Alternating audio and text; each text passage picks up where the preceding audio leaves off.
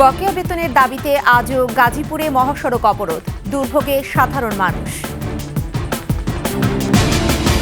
ন্যায় বিচার ও রাষ্ট্র সংস্কারই সরকারের মূল চ্যালেঞ্জ, বললেন প্রধান উপদেষ্টা। বাক স্বাধীনতা নিশ্চিতের অঙ্গীকার। সম্ভাবনা থাকলেও মানহীন পণ্যের হুমকির মুখে প্রসাধনী শিল্প, ভোক্তারা আক্রান্ত হচ্ছেন নানা রোগে।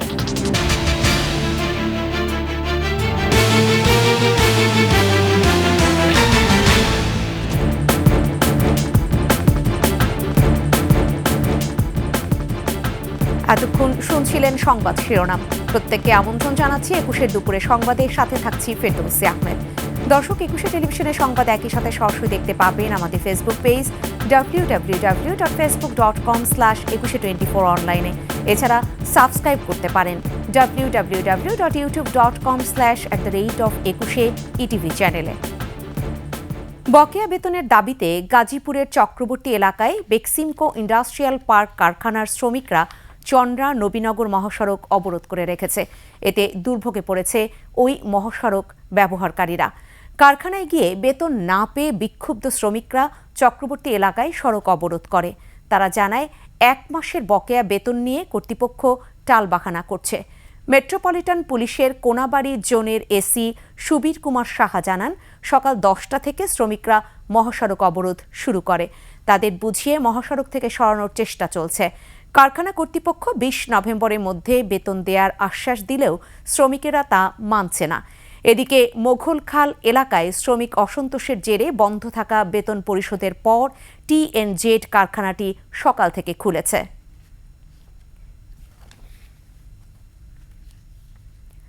সামাজিক ন্যায় বিচার ও রাষ্ট্র সংস্কারই সরকারের মূল চ্যালেঞ্জ বলে জানিয়েছেন প্রধান উপদেষ্টা অধ্যাপক মোহাম্মদ ইউনূস। সুফল পেতে সবাইকে ধৈর্য ধরার আহ্বান জানিয়েছেন তিনি। বে অব বেঙ্গল কনভারসেশনে উল্লেখ করেন, আগামীর বাংলাদেশ হবে ন্যায় বিচার, মানবাধিকার ও বাক স্বাধীনতার। আকবর হোসেন সুমনের রিপোর্টে বিস্তারিত। ঢাকায় শুরু হলো গণমাধ্যমের স্বাধীনতা ও অপতথ্য, জলবায়ু পরিবর্তন, বাণিজ্য, ভূ রাজনীতি এবং মানবাধিকার বিষয়ক তৃতীয় আন্তর্জাতিক সম্মেলন বে of Bengal. Centre for governance studies CGS এর আয়োজনে এতে অংশ নিয়েছেন বিশ্বের ৮০ দেশের সহস্রাধিক প্রতিনিধি। উদ্বোধনী অনুষ্ঠানে ছাত্র জনতার অভ্যুত্থান পরবর্তী বাংলাদেশ তুলে ধরেন প্রধান উপদেষ্টা ডক্টর মোহাম্মদ ইউনূস।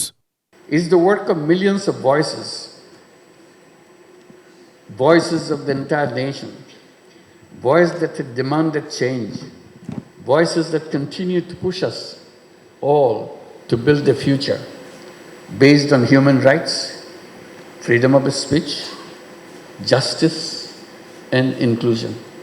তরুণদের নিয়ে বৈষম্যহীন ও সমৃদ্ধ রাষ্ট্র গড়ে তোলার স্বপ্নের কথাও জানান প্রধান উপদেষ্টা।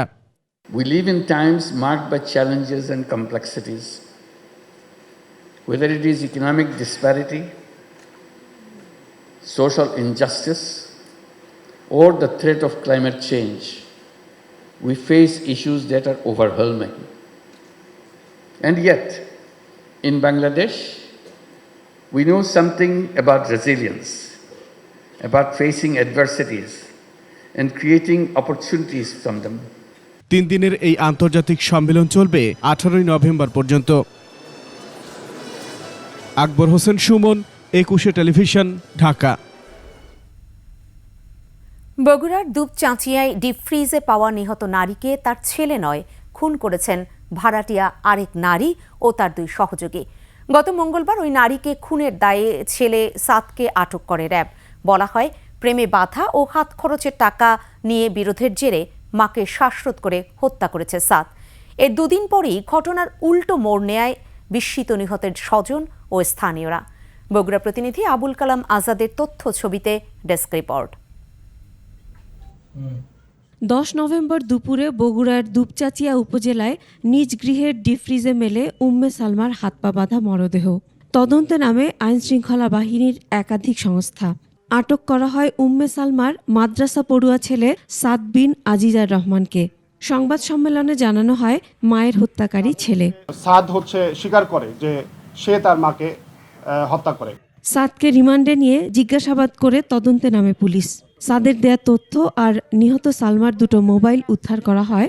পর্যালোচনা করা হয় সিসিটিভির ফুটেজ, বের হয়ে আসে ভিন্ন চিত্র। পুলিশ জানায় সালমার হত্যাকারী তার ছেলে নয়, তাদের ভাড়াটিয়া মাবিয়া ও তার দুই সঙ্গী। যে মাস্টার মাইন্ড ছিল সেটা হলো মাবিয়া খাতুন, একজন ওই বাসার ভাড়াটিয়া, আর তার দুইজন সঙ্গী ছিল, একজন হলো মুসলিম আর একজন হলো সুমন। পুলিশ জানায় গ্রেফতার 3 জনের মধ্যে মোসলেম উদ্দিন আদালতে স্বীকারোক্তিমূলক জবানবন্দি দিয়েছে। 3 জন আসামিকে ধৃত করেছি, তাদের মধ্যে একজন স্বীকারোক্তিমূলক জবানবন্দি বিজ্ঞ আদালতে প্রদান করেছে, আর 2 জনের বিষয়ে আমরা রিমান্ডের আবেদন করেছিলাম। 5 দিনের রিমান্ডের আবেদন করে বিজ্ঞ আদালত আমাদের রিমান্ডের আবেদন পর্যালোচনা করেন এবং আমাদের হিয়ারিং শুনে সন্তুষ্ট হয়ে 2 দিনের রিমান্ড মঞ্জুর করছে। এদিকে হত্যাকাণ্ড তদন্তে র্যাবের মতো এলিট ফোর্সের এমন অপেশাদার কাণ্ডে হতভম্ব নিহতের পরিবার ও স্বজনরা। রাতে আমাকে আর আমার ছেলেকে নিয়ে যায়, ওখানে মধ্যরাতে মানে আমি পাশে ছিলাম, অনেক টর্চারই তার উপর হয়েছে আর কি। তো জানি না এর কারণে সে ভয়তো যেভাবে হয়তো তার কাছে স্বীকারোক্তি করছে। বিশ্বাসের একটা জায়গার বাহিনী বা ব্যাটালিয়ন তারা এমন একটা নিউজ মানে ছড়াচ্ছে যখন, তো তারা এখন কিসের ভিত্তিতে এটা ছড়াচ্ছে? এ বিষয়ে যোগাযোগ করা হলে র্যাবের পক্ষ থেকে কেউ কথা বলেনি। Masum আলিসা, desk report, 21 television. বিপুল সম্ভাবনা থাকলেও নকল মানহীন পণ্যের কারণে হুমকির মুখে দেশের প্রসাধনী শিল্প। এসব ভেজাল পণ্যের কারণে ভোক্তারা আক্রান্ত হচ্ছেন নানা রোগে। বিএসটিআই গেল 2 বছরে অন্তত 19টি কোম্পানির মানহীন পণ্য বিক্রি বন্ধ করেছে। নিয়মিত অভিযান চালাচ্ছে ভোক্তা অধিকার সংরক্ষণ অধিদপ্তরও। বিশেষজ্ঞরা বলছেন, কেবল অভিযান নয়, ভেজাল নকল পণ্য বন্ধে সচেতনতা বাড়াতে হবে ভোক্তা পর্যায়ে। তৌহিদুর রহমানের 2 পর্ব ধারাবাহিকের প্রতিবেদনের আজ দেখুন শেষ পর্ব। সম্ভাবনাময় শিল্প হিসেবে এগিয়ে যাচ্ছে প্রসাধনী সামগ্রীর বাজার। মেয়েদের পাশাপাশি ছেলেদের ক্ষেত্রেও বাড়ছে প্রসাধনী সামগ্রীর ব্যবহার। চাহিদা বাড়ায় দেশের নামী কয়েকটি কোম্পানির পাশাপাশি আন্তর্জাতিক মানের নতুন কারখানাও গড়ে উঠেছে। এসব কারখানা থাকার পরও দেশের প্রসাধনী শিল্প আস্থাহীনতায় রয়েছে। এর অন্যতম কারণ বাজারে নকল এবং ভেজাল পণ্য। বিশেষ করে রাজধানী ঢাকার চকবাজার এবং মৌলভীবাজারে নকল ও ভেজাল পণ্যে সয়লাব। দেশের প্রান্তিক এলাকার খুচরা বিক্রেতারাও এখান থেকে নকল ভেজাল পণ্য কিনে ছড়িয়ে দিচ্ছেন সারা দেশে। এগুলো তো হচ্ছে ওদের মানে কোনো ব্র্যান্ড নাই, ওরা নানান ব্র্যান্ডকে কপি করে মানে মূলত মার্কেটে ছাড়ে। আসল প্রোডাক্ট কই পাওয়া যায়, এই জন্য এটা অনেক সেন্সিটিভ বিষয়। একটা জিনিসের বলা হয় যে অনেক কপি রেপ্লিকা বের হয়, কারণ ওগুলো ইউজ করি না, ওগুলো ইউজ করলে ত্বকে একটু মানে সাইড এফেক্ট থাকতে পারে। চকবাজার মৌলভীবাজারের ব্যবসায়ীরাও ভেজাল এবং মানহীন পণ্যের বিষয়টি স্বীকার করেছেন। একটা এলাকায় যেমন ভালো মন্দ মানুষ থাকে, ভালো মন্দ প্রোডাক্টও থাকতে পারে। আর আমাদেরও এই সবখানে ইম্পোর্টের থেকে নেওয়া সম্ভব না, আমাদের আগে যেমন নিতে হয় কিছু না, দোকানদারি চলে না। বিশ্ব স্বাস্থ্য সংস্থার জরিপ বলছে বাংলাদেশে 2020 সালে স্কিন ক্যান্সারে আক্রান্ত হয়ে অন্তত 850 জন মানুষ মারা গেছেন। সবার মনে হয় ধারণাটা যে আমি ফর্সা হলে সুন্দর হব, সেটা ছেলে মেয়ে উভয় ক্ষেত্রেই হচ্ছে। সো ফর্সাকারী ক্রিম ব্যবহার করে দেখা যাচ্ছে যে স্কিনটা পুরো জ্বলে যাচ্ছে, বার্ন করে ফেলছে, এবং ওই বার্ন কিন্তু আর রিকভার করা যায় না। নকল প্রতিরোধে অভিযান চালানো হয়েছে জানিয়ে ভোক্তা অধিকার সংরক্ষণ অধিদপ্তরের মহাপরিচালক নীতি নৈতিকতার তাগিদ দিয়েছেন। আমাদের কমিটমেন্টের অভাব আছে। একটা দেশে বা যে কোনো একটা সমাজে অপরাধ করে থাকে অত্যন্ত মুষ্টিমেয় কিছু ব্যক্তি, যেখানে যাওয়া হোক সেখানেই ত্রুটি বিচ্যুতি আছে। বিএসটিআই বলছে খোলা বাজারে অবৈধ রং ফর্সাকারী স্কিন এবং লোশন থাকায় নিষিদ্ধ করা হয়েছে অন্তত 19টি কোম্পানির পণ্য উৎপাদন এবং বিপণন।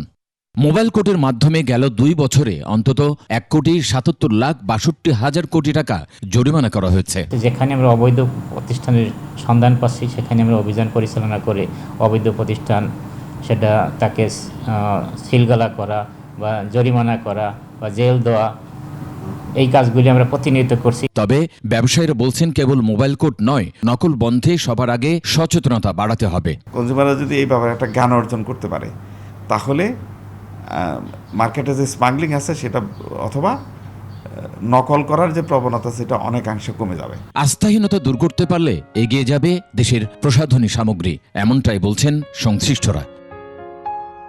তৌহিদুর রহমান, 21 টেলিভিশন, ঢাকা।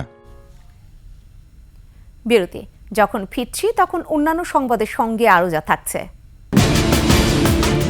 গাজীপুরে থানা হাজতে বাদী বিবাদী টাকা লেনদেন, পুলিশ কনস্টেবল ক্লোজড।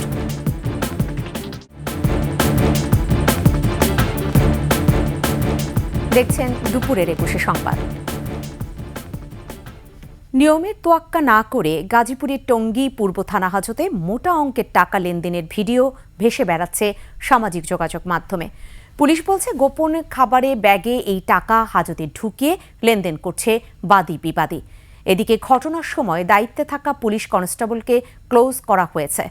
গাজীপুর প্রতিনিধি অপূর্ব রায়ের তথ্যচিত্রে ডেস্ক রিপোর্ট। দৃশ্যটি গাজীপুরের টঙ্গী পূর্ব থানা হাজতখানার। ভেতর থেকে গুনে গুনে টাকা দিচ্ছেন মুশতাক মোশাররফ টুটুল, পাশে বসা তার আইনজীবী ও ফুফাতো ভাই অ্যাডভোকেট জেএম ইব্রাহিম। আর টাকা নিচ্ছেন টুটুলের ব্যবসায়ী অংশীদার মোহাম্মদ মহিউদ্দিন ও তার সহযোগী আরিফুর রহমান। আইনজীবী ইব্রাহিম জানান, টুটুলের সাথে মহিউদ্দিনের ব্যবসায়িক লেনদেন ছিল। বিষয়টি নিয়ে উচ্চ আদালতে মামলা চলমান। মামলায় হেরে যাওয়ার আশঙ্কায় পুলিশকে ম্যানেজ করে টুটুল ও তাকে আটক করায় মহিউদ্দিন।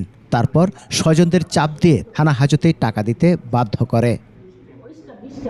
পুলিশের সাহায্য সহযোগিতা নিয়ে টুটুল সরকার এবং আমি তার আইনজীবী প্লাস বড় ভাই হিসেবে আমাকে আটক করে সেখান থেকে এই টাকাগুলো ভয়ভীতি দেখাইয়া আদায় করে নিয়ে নেন। এ বিষয়ে চেষ্টা করেও মহিউদ্দিনের সাথে যোগাযোগ করা সম্ভব হয়নি। তবে পুলিশ বলছে তাদের না জানিয়ে হাজতে বসে টাকা লেনদেন সম্পূর্ণ আইন বহির্ভূত। এই টাকা দিলে উনি ভাবছিলেন যে আর ওনাকে কোর্টে প্রডিউস করা হবে না, জেল হাজতে প্রেরণ করা হবে না। তো উনি ততক্ষণে কিন্তু মামলা হয়ে গেছে। উনি পুলিশকে না জানিয়েই তার সাথে এটা সমস্যাটা সমাধান করতে চেষ্টা করেছেন, যেটা সম্পূর্ণ আইন বহির্ভূত। যে সেন্ট্রি ডিউটিতে ছিল তার ঊর্ধ্বতন কর্তৃপক্ষকে জানায়নি, সেই জন্য আমরা তাকেও ক্লোজ করেছি। এভাবে টাকা লেনদেন করায় মহিউদ্দিনের বিরুদ্ধে অন্য একটি মামলা করেছেন মুশতাক মোশাররফ টুটুল। সমর ইসলাম, ডেস্ক রিপোর্ট, ২১ টেলিভিশন। বেতন ভাতা না পেয়ে চরম দুর্ভোগে দিন কাটছে ন্যাশনাল টি কোম্পানির শ্রমিকদের। নেই কোনো সরকারি সহায়তা। একরকম নিরুপায় হয়েই আন্দোলনে নেমেছেন তারা। এদিকে রাষ্ট্রীয় এ কোম্পানির ঘাটতি বাড়ছে প্রতিদিনই, বাড়ছে ব্যাংক ঋণের বোঝাও। এ অবস্থায় সরকারি সহযোগিতা চাচ্ছেন চা শ্রমিকরা। মৌলভীবাজার প্রতিনিধি বিকুল চক্রবর্তীর তথ্য ছবিতে দেখুন ডেস্ক রিপোর্ট। প্রায় ২ মাস ধরে বেতন ভাতা বন্ধ। ন্যাশনাল টি কোম্পানির মৌলভীবাজারে ৭টি, হবিগঞ্জে ৪টি ও সিলেটে ১টি সহ মোট ১২টি চা বাগানে বন্ধ রয়েছে শ্রমিকদের বেতন ভাতা সহ সাপ্তাহিক রেশন। এ অবস্থায় মানবেতর দিন কাটছে প্রায় ১৭,০০০ চা শ্রমিকের। আমাদের বাগান বন্ধ, আমরা কেমনে চলবো কেমনে নাই, বাচ্চা কাচ্চা লইয়া আমরা বড় দিক দাঁড়িয়ে আছি। দীর্ঘদিন কাজ করার পরে যখন মজুরি দিচ্ছে না, রেশন দিচ্ছে না, তখন কিন্তু তারা রাজপথে নামতে বাধ্য হয়েছে। শ্রমিকরা জানায়, প্রথম কিছুদিন দোকান থেকে বাকি খেলেও এখন তাও মিলছে না। সন্তানদের পড়ালেখার খরচ তো দূরের কথা, একরকম না খেয়েই দিন কাটছে তাদের। বেতন পাই না, আমরা ছোট বাচ্চা লই আমরা কেমনে কি করে খাইমু? একজন না রুজি আমরা 7 জন খানাওয়ালা পরিবারে, হয় আমাদেরকে গুল্লি করবে না পেটে ভাত দেবে। এই অবস্থায় বিগত ২১ অক্টোবর থেকে কাজে যাচ্ছেন না শ্রমিকরা। এতে বন্ধ রয়েছে বাগানের উৎপাদনও। তবে বেতনের দাবিতে প্রতিদিনই বাগানে চলছে আন্দোলন। এবং এনটিসি বাগান বন্ধ খোলা সহ তাদের দাবি দাবা নিয়ে জাতির অতি সত্ত্বেও এটা বাস্তবায়ন হয়। এনটিসির সমস্যা যদি সমাধান না করে বৃহত্তর কর্মসূচি ঘোষণা করতে বাধ্য হবে শ্রমিকরা। কর্তৃপক্ষ জানায়, উৎপাদন খরচের চেয়ে চায়ের বিক্রয় মূল্য কম, এতে আর্থিক সংকটে পড়েছে বাগান। তবে এ সমস্যা কাটিয়ে উঠতে কাজ করছে ঊর্ধ্বতন কর্তৃপক্ষ। এ ব্যাপারে স্যাররা আপ্রাণ চেষ্টা করতেছেন বাগানগুলো আবার আর্থিক সংকট কাটিয়ে চালু করার জন্য। এই অবস্থায় সরকারি সহযোগিতার কথা বলেন ন্যাশনাল টি কোম্পানির এই কর্মকর্তা। তো খুব বেশি আশাবাদী হতে পারছেন না যে কবে নাগাদ আসলে এই সমস্যার সমাধান হবে। দ্রুত সমস্যার সমাধান না হলে বাগানগুলো আরো লোকসানে পড়বে, সেই সাথে জটিল হবে পরিস্থিতিও। Mahima Poly, desk report, ২১ television. Ispahani Mirzapur Banglabid ষষ্ঠ বর্ষের চট্টগ্রাম বিভাগের বাছাই পর্ব অনুষ্ঠিত হয়েছে। Chattogram Ispahani public school and college প্রাঙ্গণে অনুষ্ঠিত হয় প্রতিযোগিতা। নতুন প্রজন্মের কাছে বাংলা সংস্কৃতি, শুদ্ধ বাংলা বানান ও ব্যবহার ছড়িয়ে দিতে ষষ্ঠবারের মতো ইস্পাহানি টি লিমিটেড আয়োজন করে বাংলা প্রতিযোগিতা। বিচারকদের দায়িত্ব পালন করেন চট্টগ্রাম বিশ্ববিদ্যালয়ের সংস্কৃতি বিভাগের সহকারী অধ্যাপক ডক্টর কুশল বরণ চক্রবর্তী এবং আবৃত্তি শিল্পী মাহিদুল ইসলাম। নির্বাচিতদের হাতে সম্মাননা পুরস্কার তুলে দেন চট্টগ্রাম ইস্পাহানি টি লিমিটেডের ম্যানেজার শাহ মঈনুদ্দিন হাসান। শেষ করছি ২১ সংবাদ। যাবার আগে সংবাদ শিরোনামগুলো জানিয়ে দিব আরও একবার। বকেয়া বেতনের দাবিতে আজও গাজীপুরে মহাসড়ক অবরোধ, দুর্ভোগে সাধারণ মানুষ। ন্যায় বিচার ও রাষ্ট্র সংস্কারই সরকারের মূল চ্যালেঞ্জ, বললেন প্রধান উপদেষ্টা। বাক স্বাধীনতা নিশ্চিতের অঙ্গীকার। সম্ভাবনা থাকলেও মানহীন পণ্যে হুমকির মুখে প্রসাধনী শিল্প, ভোক্তারা আক্রান্ত হচ্ছেন নানা রোগে।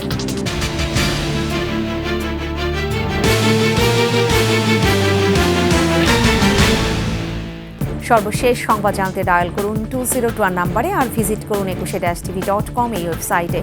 ফেসবুকে ভিজিট করতে পারেন www.facebook.com/ekushe24 অনলাইনে। এছাড়া সাবস্ক্রাইব করতে পারেন www.youtube.com/@ekushe ইটিভি চ্যানেলে। এতক্ষণ সাথে থাকার জন্য ধন্যবাদ। পরবর্তী সংবাদ রয়েছে বিকেল ৫টায়। দেখার আমন্ত্রণ রইল। একুশের সাথেই থাকুন।